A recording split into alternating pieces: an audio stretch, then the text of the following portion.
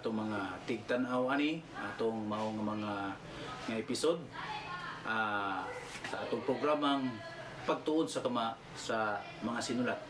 So sangan sa alam mga igsoon, alam Adventist Layman Apologetic Ministry, kami magaingon kanyo sa pagpasalamat sa tanan nga nagka-share ani o sa tanan nga nagka-lantaw o sa tanan nga nagahimo niini nga usa sa ilang talan-awan kay naiuban nga magtan-aw sa uban nga video nga dugay ang Google, pero sa pasalamat kami mahan ang mga kaigsunan o mga mananaway nga kamo nagatutok sa kanunay nining atong episode mga igsoon. So nini maong orasa magkasugod na usab kita sa paghatag o dakong importansya nining mga sinulat mga igsoon. Hinumduman nato mga igsoon nga kining atong hisgutan karon kulbahinam gayud kini kay nagisgot kini bahin sa pagtuon nining Holy Quran. Okay, mag-focus na ta mga igsoon nining Holy Quran. Katong miagi nga episode naghisgot ta bahin sa what is the scriptures. Okay. Pero karon what is Holy Quran? So karon mga igsoon kita magahisgot na usab nini sa Quran na usab kay katong miagi Holy Scripture matong gisgutan. Hinumduman nato mga igsunan kini mao nga libro kikinahanan gayud pod nga tun-an. So kaning atong pagtuon mga igsunan, this is the comparative study, the comprehensive study between Quran and the Bible. So ato nang taon kung unsa ang mga kamaturan nga naa dinha nga nagpipi nga kamaturan, ug niya atong matulutimbang dayon kung unsa nga kamaturan ang atong mao nga mahimo nato nga ato nga patukuranan sa pagtuo mga igsunan. Apan sa dili pa makampo ta.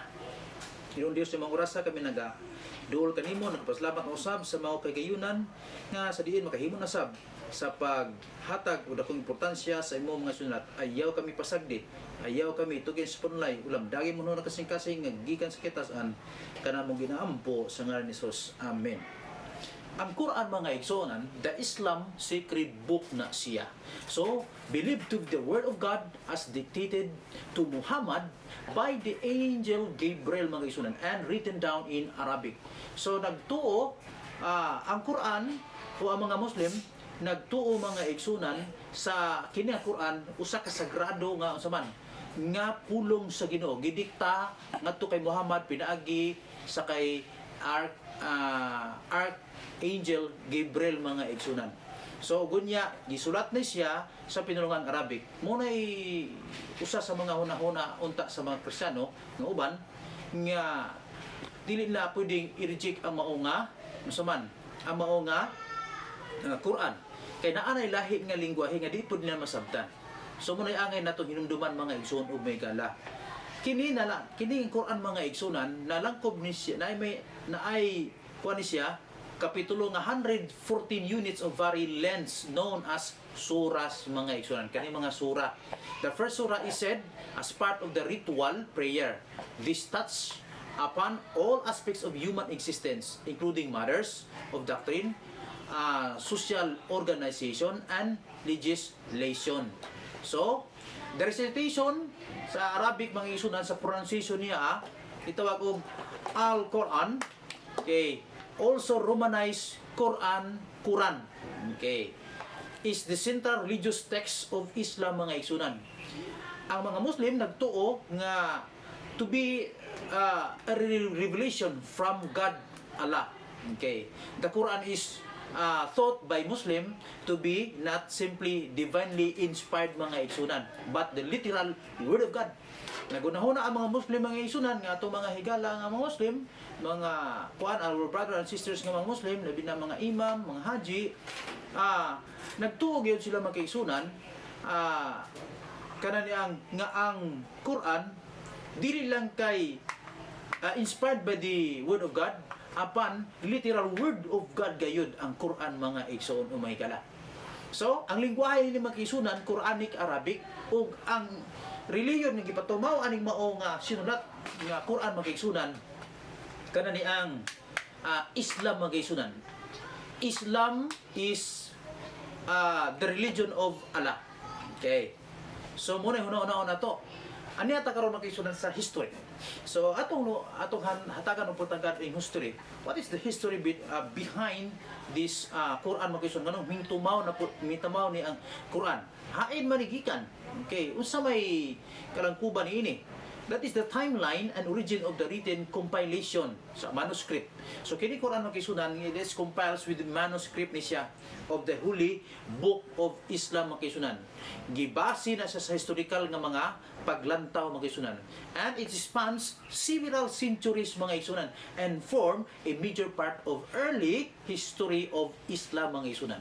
According to the Muslims mga isunan, ay uban nga mga Muslim nagingon, belief and Islamic scholarly accounts, the revelation of the Quran began in 610 AD, Anno Domini. Nahuman na si Kristo niya na. Kaya natawa si Kristo makaisunan on record sa Roman Abot nga si Dionysius Exiguus, nagingon dito nga 4 BC instead nga 4 AD. Gisibog niya kay aron on record bang kaisunan. Kay og isibugon niya tanan ang mga date sa panahon sa Roman. So mga usab ang mga history mga igsunan. So mo na hinungdan. O karon panaay ta makaisunan. And the angel Gabriel makaisunan sa Arabic Jibril, sa Arabic ang Jibril tawagana o Jibril appeared to Muhammad in the cave. Ni appeared siya dito sa kuiba daw. Kasi Muhammad tuwas dito sa kuiba, ni appear o ni pakita si anghel nga Gabriel sa iyaha. Ugon niya umani na makisunan kato nga kuiba, ang ngalan sa kuiba makisunan Hira, duol sa Mika makisunan. Kaning Hira nga duol sa Mika usa ni ka kuiba didto gi-recite makisunan, reciting to him the first verses of Surah Al-Alaq mga igsunan. So Muslim believe, ang mga Muslim nagatuo that ang Muhammad makisunan, si Muhammad makisunan continue to have relations for the rest, for the rest mga isunan of his life until his death mga isunan katong miaging tuig 632 AD makisunan Anno Domini. So ingon sa mga Islamic nga mga tradition makisunan, ang Quran daw was first compiled in a book format by Said ibn Thabil mga isunan. Muna yung ni Said. And other scribe mga isunan usab nga under the first caliph Abu Bakr Siddiq. So mao na siya mga isunan.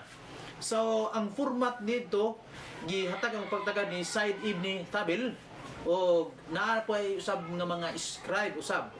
First si caliph Abu Bakr Siddiq.